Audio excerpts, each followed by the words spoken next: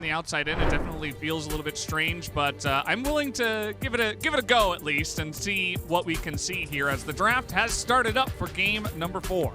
We will see how it all shakes down, because in terms of controlling the early game, they did a great job of dealing with the aggression in game 1, but that feels so far away now. It feels so long ago. As on red side here, this time we'll see what ends up getting prioritized. The Misfortune was banned by Red Canids, so once again we're going to see the Lucian pick here. They've also left up Babib's Nidalee and the Lilia we've talked about so much. Both have come into great fruition here for him this game around. Won't be able to play the Aurelia, Tally won't. But this feels very familiar. Will we see the Ezreal coming through? Will we see the Lee Sin and the Leona coming through for Red Canids? I want to see a big change here. I want to see a move away from that, but looks like it might just be more of the same here, Valdez. We're going to see Lee Sin again. That thing hasn't changed, and neither has the Leona. Oh, so no, you it's called all the it same. perfectly. We both kind of on the same page with that one. And, you know, maybe they're just trying to keep something hidden. You know, I'm trying to be positive here, but to be honest, I mean, I like the Leona. The Lee Sin against the Poppy especially was a little bit, it looked very powerless. So let's see how they mix it up here, as this time it's going to be Lucian Braum. So we've seen Lucian Nami, Lucian Leona, and they're going to give it a try with the Braum, as the Leona, of course, was picked away. The Braum pretty good into potentially that Ezreal pick to come through. It can block a lot of that damage. Obviously, you know, in the laning phase against the Leona, you're going to have a lot better time than you are as a Rakan. So we'll see if that ends up being the pick, the Ezreal there. The Jace going to come through blind this time. The Kenin's already removed. You've got the Aurelia taken out. Not a lot of great counter picks for the Jace, the most common being the Wukong. And we'll see if Gigo is willing to pick that one up. He hasn't played it yet this tournament. So again, one of those perhaps unfamiliar matchups that could end up putting Red Canids behind. As this time the Zoe will come through for Avenger. So that might be the pick they were looking for here. Very interesting one. I feel like if I'm looking at the side of Peace, I wouldn't mind the Zoe on their side. You know, you have Culling, you have Shock Blast, and you have Zoe over the top. It's AP damage, mixes very well. But to see the Zoe picked up this early on is pretty interesting. Curious, maybe this is what Avenger has prepared. And because you do go for this, you lose a couple of 80 carry picks. I know during the break, Wolf, you were talking about wanting to see the Draven or something like that, you know, really try to mix it up. Maybe this is Teton's moment to do that. Yeah, I would love to see that. The Ezreal is taken away already, as you mentioned. You see the Trendemir ban here. Not a huge fan of this Jarvan ban, because the Jace is very likely going to be going to the top side of the map. Obviously could be flexed mid, but banning something like the Lilia away I think is a way more powerful option considering how this is being played so far. Or even the Nidalee, because we have so much poke. And they're thinking the same thing as me, man. They want that Draven gone. It's gone. It's off the board here. And that means the Aphelios is going to be the best meta late game scaling option that's available. And they'll pick it up here. Yeah, and in terms of the lane, I think the Aphelios will be doing just fine. When you are looking at a decent amount of poke with the Jace and the Culling, it can be a bit hard, and they're actually going to go ahead and pick up the Yone as well. So, again, another kind of hard engaged champion straight into this Aphelios, which is always a little bit interesting. And the Lilia gets picked up once again, so there's your AP damage on the side of Peace. Yeah, I mean, you could have gone with either. You go a little bit more all in on the poke with the Nidalee, but you're dealing with Zoe poke on the other side. There's a lot of fragility that comes with this Lilia pick instead, especially when Zoe poke can hit you, and then you're going to have a big problem. If you end up getting hit by that, your engage option is null. You also don't have a very strong front line with the composition of Peace here. You have the Braum on the front line, but this is really, I think, a game that's going to be decided by Avenger's ability to hit those paddle stars, because if you can hit those priority targets and keep Babip out of the fight, end up out-poking Jace in some of these scenarios where you're fighting over vision, then maybe they've got a good chance to bring this to a 5th and final game. The Wukong pick here gives them a lot of extra engage. They already have the Lee Sin, they have the Leona. Great matchup into, at least once you get to the middle parts of it, into that Jace there. So they have a counter pick for Gigo against Vivitachi here. There's hope if you're a Red Canids fan here, because this is not the same level of draft diff for Peace that we saw in the last game. I think there's definitely two sides to this, and it's really going to be about Avenger. I mean, all eyes on this player. It was about the rookie, it was about Grevthar, his appearance here in play-ins, but now they're really shifting over to a completely different play style. Yeah, it will be fun to watch. I do feel like they have some lanes that they can get ahead in as well. It will take a little bit of time, right? It's not going to happen right at the beginning, as you did mention. The Zoe in the early levels can get a decent amount of poke in, but once we hit like level 6, there's definitely some funky things that the Yone can do to that Zoe. And that's, you know, part of the reason why we used to see like the Orianna and stuff into the Zoe, because it's like, you know exactly where she's going back on the portal jump. So in the same vein of thinking, the Yone is like, well, I know exactly where you're going, the easiest ult lineup in the world. I can engage immediately onto you and just try to get right in your face and burst down the Zoe before she pulls off any more of her tricks. So I feel still pretty good for the side of Peace, but this definitely looks better for game number, compared to game number 3 for the Red Canids. Yeah, I think it's definitely a step in the right direction. And it's all going to be about execution here. 30 seconds until I pause my thoughts as top laners stare each other down, but it's not the only one here. How many? Oh, okay. Well, that's going to be unfortunate for Aladoric. Misses that one, gives himself the thumbs down. As, yeah, just going to throw out some, I believe that was Legacy 2020 there on the side. I didn't see who was actually flashing that. But, of course, Peace representing the LCO, OCE, trying to bring in a best-of-5 once again for their region. We'll see if they can do it and go up against C9 tomorrow. Definitely will be a super hype matchup if they could get there and potentially knock them down. It would be a very dominant win for Peace here. Most dominant for their region in a best-of-5. We're not there yet. As the real question becomes, Zoe is such a hit-or-miss champion, no pun intended, because if you can actually hit those skill shots consistently set up for sleeps, this composition is insanely strong as Red Canids. I mean, there's so much potential for follow-up. You hit up hitting a sleep with that trouble bubble, then there's a Zenith Blade follow-up, then or you could Solar Flare into it, then follow up with sleep. There's so many ways you can use this composition, but it's all about the accuracy.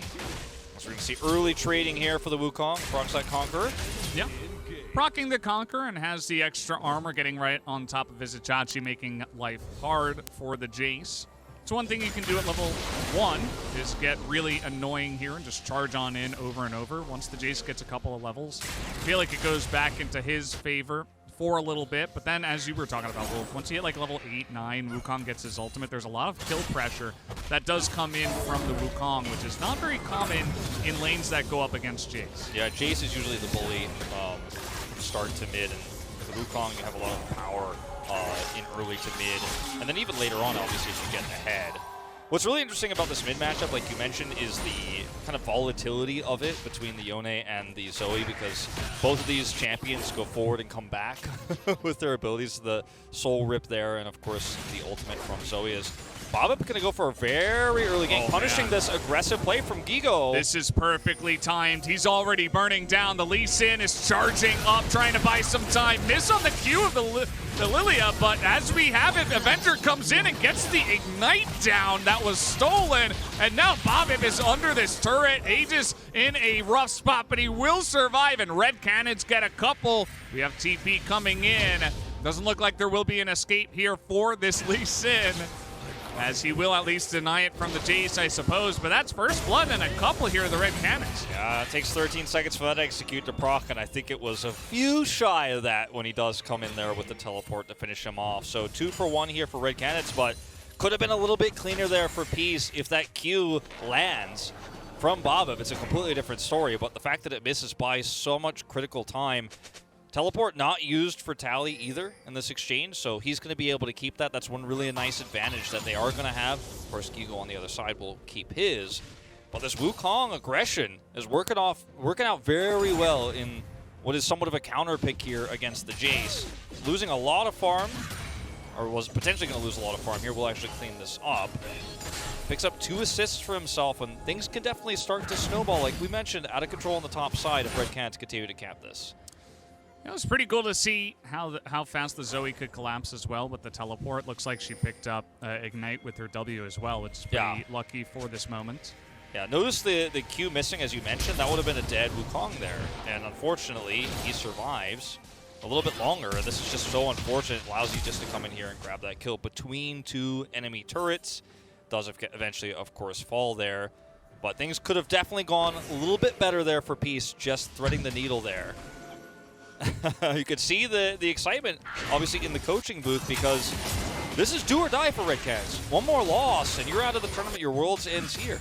Yep, and that's never a comfortable feeling. Wukong up a level, but this time knocked into the Lilia, and no flash now for the Wukong as he's trying to get away. They don't exactly know where he is, but they will find him very quickly. They hand over the kill to Vizicachi, and Bobbit doing a little bit of babysitting, and it will actually benefit them pretty nicely.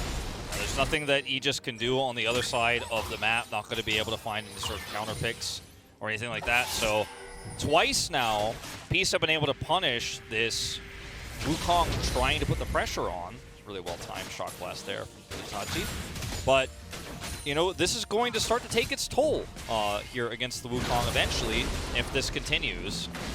Vizicachi is going to have to sit under turret here very safely. You can see, even after the death, he's going to push the issue. Okay, trying to force the sleep as he does get underneath the turret, but is the burst damage enough? Yes, it will force the flash as Tally has to go back here, but good to get the flash out there pretty much for free. It's now Bobbit from downtown rolling the bowling balls, looking for a kill in the bottom lane. Bobbit is everywhere, and he picks up another kill in the bottom lane. He's the strong side police in this game because both lanes where you see the heavy pushing coming through, he's just sweeping in for the easy ganks when the overextension comes through. And Bob is just so well versed on this Lilia pick. He's really the only player in this whole tournament who's consistently playing it. It's fallen out of the meta in most regions, but he's finding kills with it. He's finding tempo advantages. And if this continues, this Lilia is going to get out of control. Already got his Predator boots online. Yeah. It's pretty rough playing against Bobbit. I mean, it was looking so good for Red Canids in their turnaround in the top lane, but Bobbit just never seems to stop. And it's been nice to see that piece. You know, they're finding some carry plays from multiple members in their lineup. You know, Tally's done it in the group stage part of this play-ins group, as I'm going to have to hold that thought as we're getting in there. The kick is ready, and Vizicachi's level 5 right now. He does not quite have the health or damage to do much here. Bobbit, though, is incredibly strong. And with Tally coming over, they will back away. But still, Red Canids able to pick up another kill here onto Vizicachi up in the top side. Yeah, so the aggression is just all about the top side of the map right now. Both players trying to vie for control there. Unfortunately, with just a little bit of slower rotation, they don't get the pick back, but Tally is not done. Okay, he's going to try to ult in. There's a lot of damage going on to an Avenger, but JoJo's right there. It's flashing in for the kill as Alatoric. He will not be able to pick it up, and now Titan picks up one for himself. The bowling ball comes through, and that will deter them from more, but this is, you know, slowly but surely going into the hands of Red Canids. Multiple kills now. I mean, they are at 1,000 gold to lead, and yes, you've got a nice lead, and yes, you can skirmish well with this composition. You've got a pretty accelerated Lilia here, but she's only got, you know, her Sork shoes and now an Amp Tome. She's not that far ahead. You don't want to really be trying to force these skirmishes. It's a composition that is very tempo-based in a lot of ways. You don't want to be going into the late game with a Lucian, right, and a Yone who haven't done anything throughout the early game, but we're not really at the point yet where they have those first few items online where they can really look to try to force these fights. You have to respect the power of Red Canids' composition, especially defensively in some of these fights. All right, well, Peace reading the back here on the Red Canids, saying, okay, even though they have the Scuttle Crab and we're on vision, we can still go for this. And with Teton down on the bottom side and showing, they don't know 100% Red Canids where the Lucian is. So they say, okay, we'll just let them have that one. It's going to be a nice pickup here for the side of Peace trying to come back in this game. Bobbit's going to pick that one up as the Crescendum is getting to work in the bottom side. Teton, she's full mana, full health. He's just getting to work and picking up multiple plates. It's a really nice macro play from Red Canids to actually rotate down there because you can protect the Crescendo push there on the turret with that group up. It's going to be a trade, but guess what? The Aphelios wins this one. Yeah, I mean, it's 3 plates. Yeah. And he's not done. And, like, they don't Nobody's get any. there. 3 on the top side means this is just a bad macro call here from Peace. But the thing is, there's not really much they could have done with the rotation that we saw over from JoJo and Aegis towards the bottom side of the map. If Violet stays, he dies, and they get the plate, so he has to leave. And so you end up losing out on the Rift Herald, but what you gain is the same value Rift Herald would have granted you, plus 3 members of the side of Peace missing, getting nothing. You're going to be able to drop that Rift Herald down and gain a little bit of that gold disadvantage back. But this is still 10 CS the advantage as well gained here for Titan. He's so far ahead now. Even picked up a call in this game. I mean, he is just massive. If we look at his gold, it's just going to be insane numbers right now for him. And they didn't even drop the Rift Herald on the side of Peace just yet. As the Gravitum is coming through, they're going to get the lockdown here onto the Braum. As in comes level 7, Aegis looking for at least a kill. He uses his flash to make sure they can take down the Braum. A little bit of a rotation is coming in. The bowling ball is going to miss. As the root comes in and Bobim's just running straight into them. He is not very tanky right now, and Peace are having some issues with, how far they should go on this one. Tally in a bit of issue now as well. He has to come back. He's going to go down. Violet's all alone. And Red Canids, they find the opportunities, and they are just crushing them. I mean, this is the kind of territory, but we've been talking about all series long about where Red Canids are at their strongest. And, it starts to feel like, well, do I even believe these casts anymore? Because they've never been able to have this level of control in this best of 5. If you hadn't watched the rest of the group stage, if you haven't watched their region, you might not feel like this team ever has control of the early game. In Game 1, the only game of the series they've taken so far, Titan game became out of control in the Israel after some small picks happened when Peace overextended. Once again, with some overextensions here from Peace, they're given gold all around the map. I mean, 4 kills for Aegis so far this game. And he's going to be involved in the fight here as the Rift Herald is dropped, but there's so many resources given. And look at the rotation up from Avenger. This is not the end of this. Yeah, I mean, they knew exactly who it was. Nothing. Or where it was going to go, right? And this gets nothing. So that Rift Herald that you get the gold from killing it. That's what you got. And I suppose you got some map control by forcing them to go top. That's fine. Red Canids are just laughing at that one. Nice little trade here by Tally, but they got to do a lot more to get on the back of this one, as we do have the new Axe Effect replay coming in for this. And it did not look great for Peace. Red Canids crushed them in this one. Yeah, and Aegis is just able to flash in, set up for the kick there, and they're able to pick off the very rare Braum kill. It's so difficult to kill him. And then for some reason, Babip decides, okay, I can come in here. You're dealing with a Leona here. That's the only one who's low. Tally is so far away, and yes, he has his ultimate. But yeah, I mean, yes, there's also Gravitum, but like, you are really just biting off more than you could chew here. And it almost feels like for the last 5 to 6 minutes of this game, Peace have felt they have a huge advantage that just really isn't there. I mean, you had a nice advantage as this Lilia early on. You did end up getting those early 2 kills, but you're not in a place anymore where you can actually continue to force these fights, especially when you're in these deficits, especially when you've already lost your Braum. Yeah, and as you mentioned, Wolf, if Red Canids lose this game, they're out of world. So this means everything to them right now. They are fighting tooth and nail with their back against the wall, and they're showing up big time. You really got to hand it to them when the pressure is on. Everybody, all 5 players, are performing at a high level right now for the Red Canids. That's going to be the full turret down on the bottom side. Look at the gold difference between the 280 carries. 2,000 gold, 12.5 minutes into the game. And now they're going to find Bobit and Aladoric sleeping in the river. As that's going to be a nice Yone ultimate. That's a lot of damage coming back here as Tally is just going insane. He's not going to get any kills, but at least he saves the lives of his teammates. Yeah, it was a really nice double knock up there, but he adds a flash, uses that ultimate here, and they're not able to pick off any kills, as you mentioned. And you can see the power of this composition at this stage. If you get the tempo lead with this Lilia, if you could push the Yone advantage, you have so much power, but it's not working out. Tally. It's going to be a miss there from Avenger. Gets knocked up. He just is here. He's trying to get the knock up underneath, and he just does so much damage. I mean, he just gore drinkered him in the face. I mean, he like took that item out and smacked him. He's level 9. He's got 5 kills. He's even built a little bit of that magic resist already here. The guy is so difficult to kill. And if he gets behind you at this stage of the game, the rest of Red Canids can clean up house. You end up getting a kick, that's all it takes. And with no defensive options there for Tally, can you really blame him? It's more about the proactive play there from Aegis. Vizisachi here on the top side of the map might be the next target.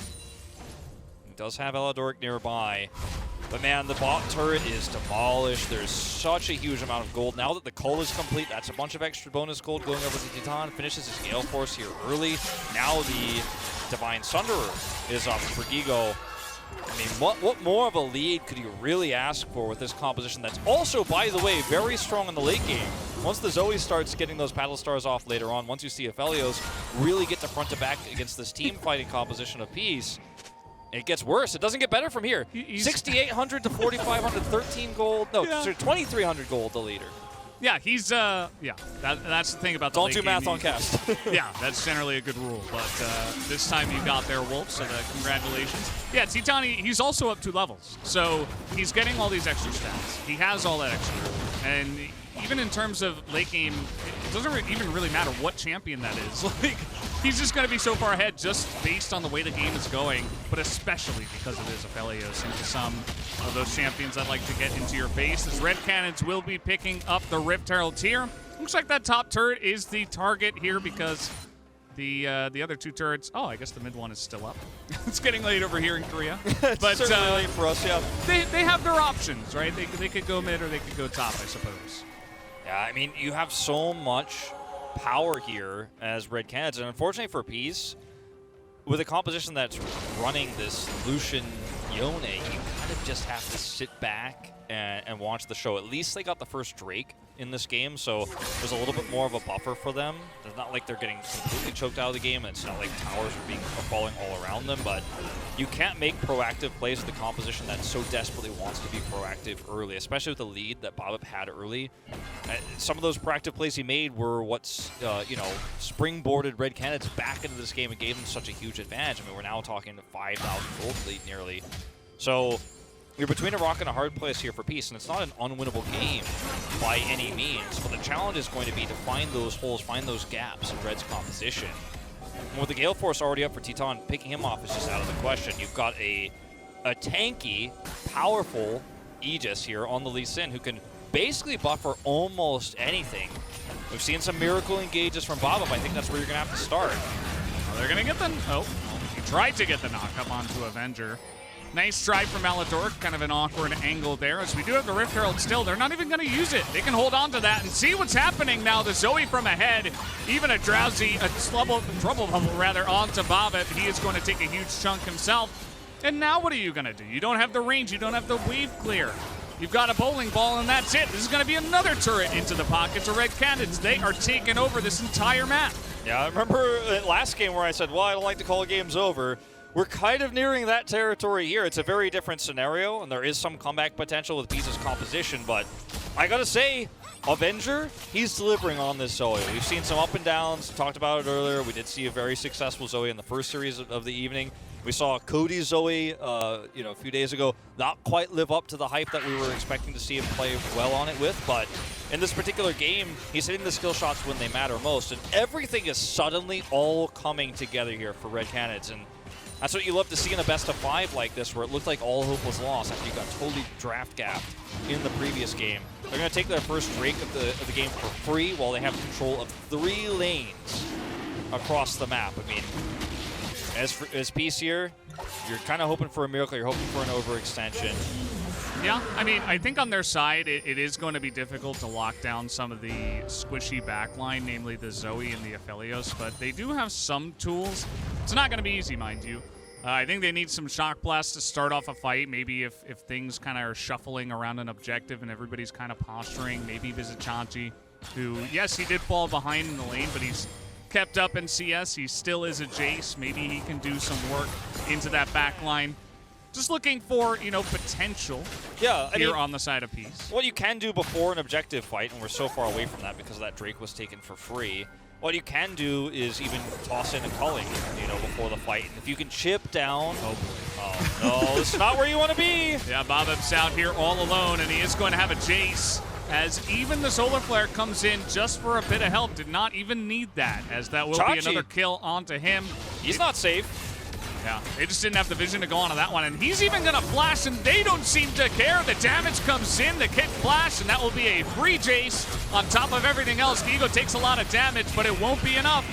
They are so far behind our Peace, and Red Canids are just taking everything right now. Oh, I mean, it's a dead Lily, it's a dead Jace, it's going to be a dead turret, and this might, I don't think this is going to be the last charge this Rift Herald gets either, because unfortunately, you've got a pushing mid Zoe on your mid inner turret you've got to deal with. Now your inhibitor turret's under fire. I mean, there is no way out. There's no escape button. There's no escape hatch. You are just getting pushed out of this game. And all 3 lanes, like Tally's got a little bit of pushing going down on the bottom side of the map, but the damage is way more significant elsewhere. Yeah, I mean, Tally's just there because if he was in a lane, it's like, what are you going to do? You're Yone. Maybe you can look for some engages, but at this point, I think Peace have kind of given up on that idea as they are so far behind. Much like Game 3 was a huge draft gap that was well executed by Peace, this one just feels like an execution gap in favor of Red Canids. I feel like Bobbit, you know, he got an early lead, and unfortunately, he's been out of position now multiple times, and Red Canids every single time are there to capitalize. Yeah, it feels like I think that's now the third or fourth time, unfortunately, this game. He has just been somewhere where you're not allowed to be as a very squishy Lilia. If you're an Olaf in that position, yeah, maybe you can get away with it. You're a Jarvan in that situation, you can flag drag your way out, but not as the Lilia. I mean, she doesn't have mobility, she doesn't have escapes, and you did it for a scuttle because you want that vision so desperately so you can actually protect a little bit of split pushing on the top side of that because that turret's still up. You want to put Tally in a lane where you get value, got it in the bottom side. Now you want to protect him on the top side there, but the punish is real, and it's not just him.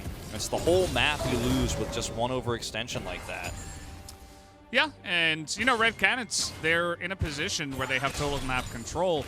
And I suppose, fortunately, that for Peace, there aren't any huge objectives that they can actually take right now. But it's still Red Canids all the way. As they're here in the brush, it looks like they saw them go into this one. The stun will come down, and the two of them are just going to be massacred as the Yone Tally tries to get something down, but it will not amount to too much. They kill him in flight. Double kill underneath Teton's belt once again, and now they can go for the Baron easy peasy. Yeah, 21-minute Baron, but I mean, with the Aphelios this fed, you've got the damage to do it. This is realistic. Even if you haven't killed half the enemy team, more than half the enemy team before this, this is something you could start. You can actually control choke points. The Rift belongs to Red Canids. I mean, it looks very likely, Valdez, that we're going to a fifth and final game in this series. We're going the distance. We're going all 10, baby. And it was the prophecy. It was the prophecy. It was foretold. We knew it was going to happen, you and I both, right before the day started. We were like, I think it's a 10-game day. And yep. I got to say, like, this feels like a draft where Peace trying to make a statement. Like, the Yone is a really strong tempo pick. We've seen it banned a lot in drafts as we watch this fight where, again, it's just a collapse in on a piece that's just trying to wrestle control vision on the Baron that they know is doable for Red Canids. But the draft that they kind of overextended with this Yone, they overextended with the Lilia, and now the Baron power play is out. I mean, we're already looking at a 10,000 gold lead at 22 minutes. Yeah. This is the Red Bull Baron power play, and it's going to be one that maybe you haven't seen this level of before, because not only are they super far ahead, but they basically got Jace and bowling balls and culling for wave clear against Baron minions. We'll see how well that goes for them. I suppose on the side of Red Canids, you basically have the Zoe and the Aphelios for poke and siege, but that's a whole lot, especially when you're this far ahead. So they're just going to look to push 2 lanes. It's still very early on in the game, so they can't just kind of force it down. You see they're looking for their opportunity. The Shock Blast connect there. The Empowered Shock Blast does very little damage to the entire roster. Vizichachi is behind Titan in terms of levels right now. He's a level behind the Aphelios. Now, who are you really threatening? Unfortunately, at this point, with Baron empowered minions pushing down, there's nothing you can do. Did you see that? That was insane. That's 1 Q from Titan. That's all he needs. And now we've got the Chakrams just flying throughout the air. As, yeah, all this airspace, all this ground space is currently controlled by the Red Canids. Said it before, I mean, we had draft gap in game number 3, but this is just absolutely Peace taking a gigantic beating by the Red Canids, and they are relentless as they are pushing in here with the Baron. We'll see if they stop on 2 inhibitors. I would say probably not. I think they could definitely put some threat on these Nexus turrets while also pushing the top inhibitor. If they see an engage option, they'll look for it. You can see they're trying, and the Zoe is you know, he's going to get slept there in the back. Titan is pretty low. Maybe this is the opportunity, but where is the damage from Peace? They're just so far behind. The gigantic bank save from the side of Red Canids is about to fall on the heads of Peace like a cartoon right now, as all 3 inhibitors are going to go down. And, well, they've only got the Siege minion, but they'll stick around because why not? There's nothing else to do on this map. Yeah, I mean, you've got Baron-empowered minions for just a few more seconds here. You're going to try to use that siege power. 1 Nexus turret down. Tally's trying his best, and at least he is buying some time, I suppose. But, okay, we got 5 seconds now on the Red Bull Baron power play. They're going to look to make their most of it. as the damage is just chipping away slowly but surely onto these Nexus turrets. The Nexus is wide open. And the super minions in all 3 lanes as the flash kick will come in, and there's not even time to react to that one. This one is a done deal, guys. We are going to a game number 5 here in the second best of 5 of the night. We will go the distance. Red Canids by themselves. Another chance to make it to the next round of Worlds. Oh, look at how excited Teton is. He knows he carried that game. The damage was all his. He got such a nice lead early on. And it feels like the real star for Red Canids is oftentimes overextensions by the enemy team. I mean, unfortunately, Baba put himself in harm's way and was punished 3 times early on. You get that fed early, and it's very difficult to come back with a composition that is so tempo-based, with the Lucian who's behind, cowering under a turret, with this Yone who's unable to find picks, unable to find kills, really just running around the map, escaping picks, trying to survive, trying to farm, trying to find turrets on the edge, on the side lane. And this is much better drafting here in this 4th game. And the Zoe being a bit of an X factor here. We didn't know how Avenger was going to perform on it. Hit the skill shots when they mattered most. Was able to set up several sleeps. Good paddle star accuracy. And this is anyone's series to take. Cloud9 trying to prep for this game. They don't know what opponent it's going to be until the end of this last game. Yeah, might be a little bit confusing for them. They're like, I don't know what's going to happen. Who knows? Like, is it going to be the drafting or the better play of Red Canids? Who's going to show up? Which Red Canids will it be? Will it be Peace that makes it through? Who knows at this point? I mean, we're going to game 10 out of 10. It has been a wonderful evening so far, and we'll top it off with one last game, guys. We are going to throw it to the State Farm Analyst Desk after this break, so don't go anywhere. We'll be back with game number 5.